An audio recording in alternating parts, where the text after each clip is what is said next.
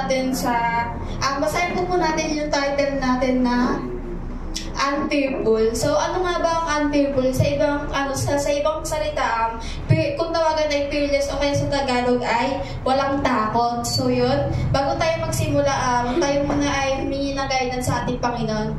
Hallelujah, Lord God. Lord, maraming salamat sa ato, Lord God, na ako'y nakatayo dito, Lord God, upang magpahayag ng iyong salita, Lord God. Naway kami, Lord God, ay inyong bigyan ng katalinuhan, Lord God, naway may matutunan, Lord God, sa inyong salita, Lord God, unawaan, Lord God, at magbigay kaalaman sa amin, Lord God, sa amin, Lord God.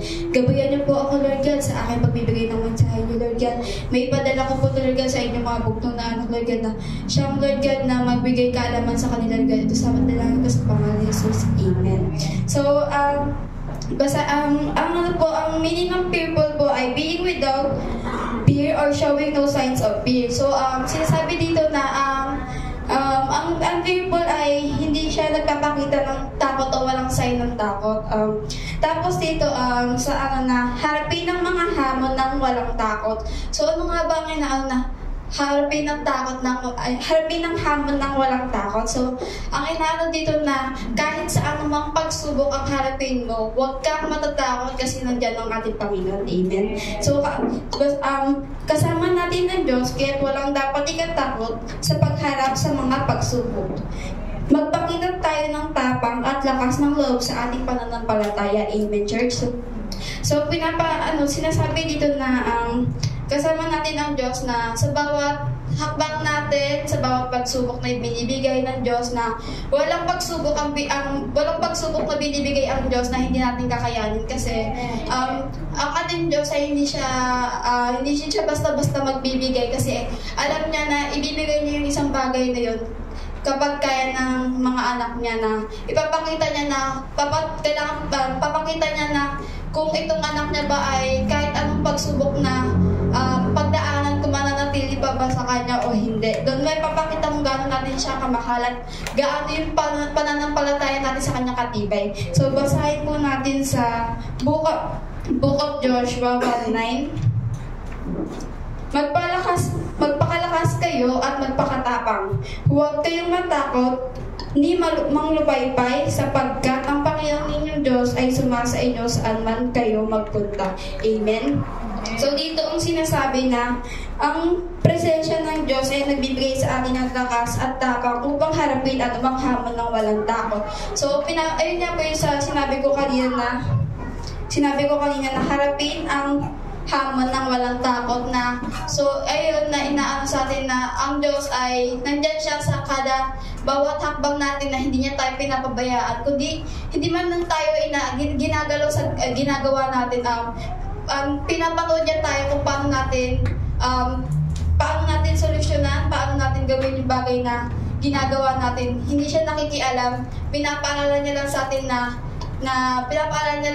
gawin yung bagay na pinapaalala niya sa atin na gawin yung mga bagay na na hinahayaan niya tayo tayo pusang mag-open sa kanya ng mga natin, ng mga problema natin, ng mga pagsubok natin, na hindi niya tayo hindi niya tayo ginagalaw kasi hinahayaan niya tayo kung paano tayo sa kanya lumapit. Kahit alam niya yung problema natin, hinahayaan niya tayo na tayo pumunta sa kanya isuko yung mga problema natin, sabihin sa kanya yung bawat pinagdadaanan natin. So, dito sa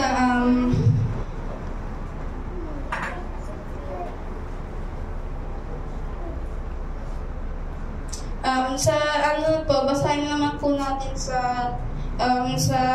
magbabasa lang po ako ng support verse dito sa Isaiah 41:10. So, do not fear, for I am with you. Do not be dismayed, for I am your God.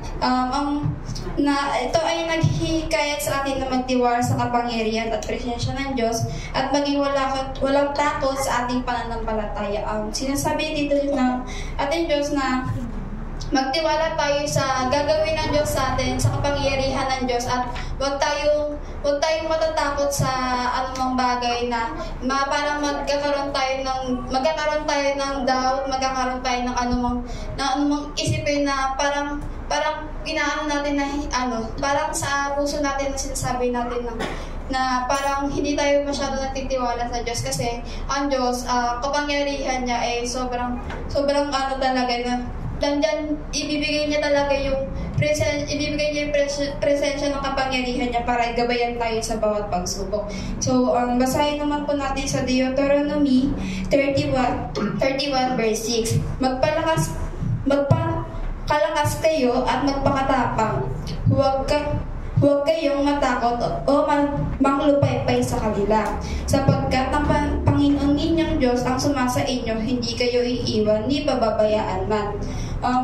Pinapaalala sa atin ng Diyos na mayroong tayong kanyang presensya at suporta sa lahat ng oras na hindi niya tayo pababayaan. Hindi tayo nag-iisa sa ating paglalakbay sa ating buhay at sa kanyang pagmamahal at pagpapahalaga at pangangalaga, kaya natin harapin ang anuman hamon ng may tapang at lakas ng loob na sinasabi dito na yun nga yung about sa mga apostol na dating sinabi sa Bible na andyan yung Panginoon sa kanila upang gabihan sila na sundin lang nila yung sinasabi ng Diyos at may pupunta sila sa tamang landas sa bawat hakbang sa kanilang buhay. Amen, church. So yun, dito naman basahin natin sa Awit 27 verse 1. Ang Panginoon ang aking liwanag at aking kaligtasan. Sinong dapat kong katakutan? Ang Panginoon ang matibay na kanlungan ng aking buhay. Sinong dapat kong pagtakhan? Sa pamamagitan ng talatang ito, pinapaalala sa atin ng Panginoon na siya ang ating lakas, liwanag at kaligtasan. Hindi tayo dapat matakot sa anumang bagay dahil sa Diyos ay laging kasama natin at nagbibigay sa atin ng protection at gabay sa araw-araw na. Yung ating Panginoon, siya yung nagbibigay sa atin ng liwanag, lakas at kaligtasan sa bawat araw-araw na kailangan tayo na andun talaga yung sa pang-araw-araw natin na nandun tayo sa bawat araw na andun tayo na wala tayong takot sa anumang problema na binibigay niya. Dapat andun lagi yung sa puso natin na tayo manalangin sa Kanya para magkaroon tayo ng guidance sa ating Panginoon. Amen, church. So, dito basahin naman natin sa Isaiah 41:10. Huwag kang matakot sapagkat ako'y sumasa iyo. Huwag kang manglupaypay sapagkat ako ang iyong Diyos. Palalakasin kita at tutulungan kita. Aalalayan kita ng aking matuwid na kanang kamay. So, ito nang tapos dito na sinasabi ng ating Diyos na siya ay laging kasama natin, nagbibigay sa atin ng lakas at tulong at aalalayan tayo sa lahat ng oras. Hindi tayo dapat matakot o mawala ng pag-asa dahil ang Diyos ay sumasa inyo tayo. At ang Diyos ay sumasa inyo tayo. Dito na sinasabi nga na sa bawat pagsubok, andyan yung Diyos na pag humiling ka sa Kanya, itinaas mo ng buong puso mo, nandyan siya upang tumulong sa iyo at hindi ka niya pinapabayaan. Inaalalayan ka niya sa bawat paghakbang mo na kahit nasa anumang problema na pinagdaanan mo, sa anumang kasalanan na gawa mo, andyan yung Panginoon upang alalayan niya tayo na ituwid tayo sa tamang landas, na hindi niya tayo pababayaan ng mga anak niya na tayo ay patuloy na mapupunta sa anumang kasamaan kagaya ng iba na mas lalong ginugusto nilang gawin yung mga gusto nilang gawin kaysa sa gawain ng Panginoon. Kaya madalas, madami sa atin na napupunta sa maling landas, pero dahil sa pananampalataya ng Panginoon, tayo ay natutuwid sa tamang landas. Amen, church. Tapos basahin naman po natin sa 2 Timothy chapter 1 verse 7. Sapagkat hindi tayo binigyan ng Diyos ng espiritu ng takot, kundi ng kapangyarihan at pag-ibig at pagpipigil sa sarili. Na pinapaalala sa atin ng Diyos na tayo ay mayroon na regalo ng espiritual na nagbibigay sa atin ng lakas, pag-ibig at pagpigil sa ating sarili. Hindi tayo dapat matakot na mawalan ng pag-asa dahil ang Diyos ay sumasa atin at nagbibigay ng ating mga kakayahan na kailangan natin upang makaharap natin ang hamon sa ating buhay na.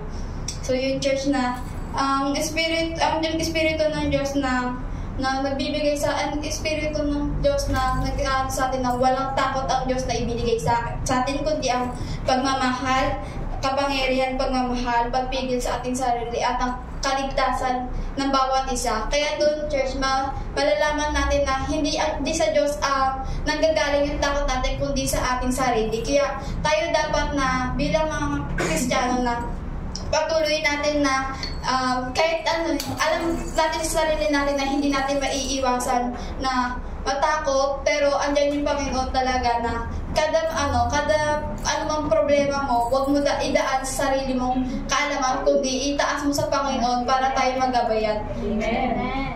At yun nga po, church, na dapat tayo mga na kailangan natin ng gabay ng Panginoon sa araw-araw na kailangan natin mag-devotion.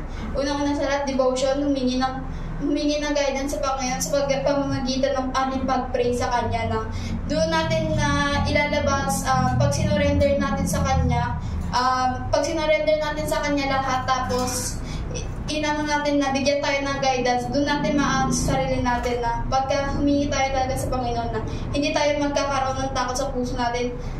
Parang pag once na sinurrender mo sa Panginoon lahat ng gusto mong sabihin, lahat ng iyong problema, mas gagaan pa yung pakiramdam mo kasi magkaroon ka pa ng problema na dadating sa point na parang hindi mo na alam kung ano gagawin. Yun nga, church, na inaano dito na tayo bilang Kristiyano, huwag tayong matakot sa anumang hamon ng ating pagsubok. Itaas lang natin sa Panginoon, siya na ang bahala sa atin. Yun lamang po, church. Maraming salamat. Amen. Salamat, Sister Jasmine, and praise God, no?